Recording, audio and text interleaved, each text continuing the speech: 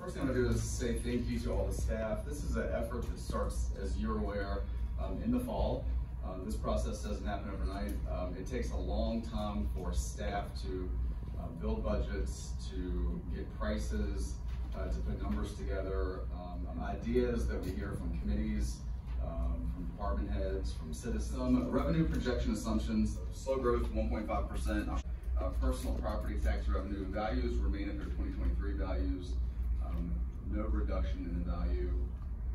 Continued growth in local sales tax, meals tax, lodging tax, permits, fees, and minimal growth in other. Looking at projected FY 2025 revenues, and I won't go through each of these, but approximately $57.2 million for projected revenue. The chart shows kind of a breakdown of over the past 3 years, FY 23, 24, 25.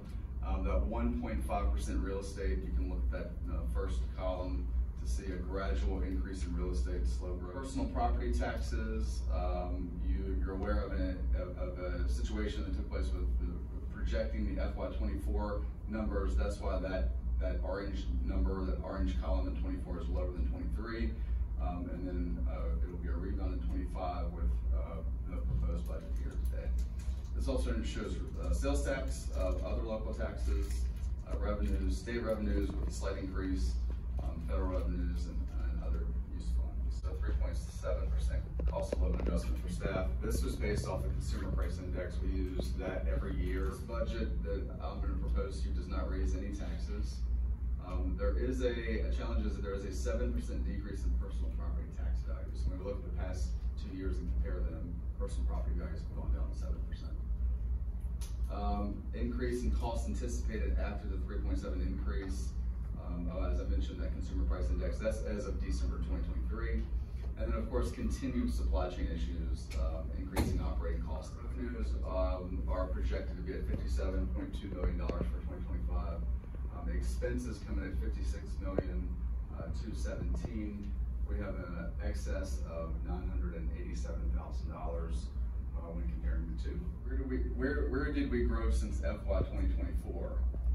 And so you can look at each of these different line items and see the difference.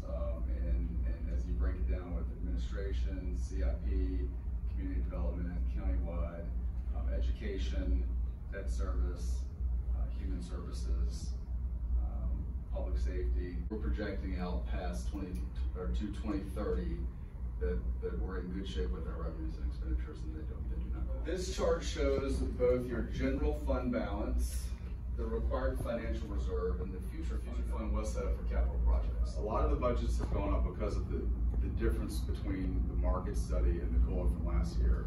Some of it is certainly needs for new contracts, gas prices, fuel prices, electricity prices. Trust me when I say this, that there's a number of department heads that are not happy with as many cuts as we did based on what they proposed. So I want to tell you and assure you that we did we did work on the line item budget with department heads to try to make sure that we met their needs while also cutting costs where we could. It's 12 new positions you're bringing on all in 1 year. The biggest concern was there's not enough people are overworked. Well, if we didn't get 12 and we got 4 or we got 6, is that something that we could entertain? That's just a thought. I mean, I also don't see anything in here going forward. We have a landfill that's going to need expanding, and there's nothing in here as far as that's concerned. I'm with Mr. Martin. I think we're using a lot of future funds to pay for this budget, and next year it's going to put us in a real bad spot. Our first job is to take care of our people. I look at these departments, I don't see anybody being frivolous with what they're doing. I don't. And I could be tight as a tick. But if we gotta go into our future fund, that was our whole reason for doing it. Okay, so what, we cut it down some, but at least we paid for it. We're not a piggy bank. I respect that. But at the same time, this future fund is established to do this stuff. We're going to have you can't keep robbing for that with no plan to replenish, right?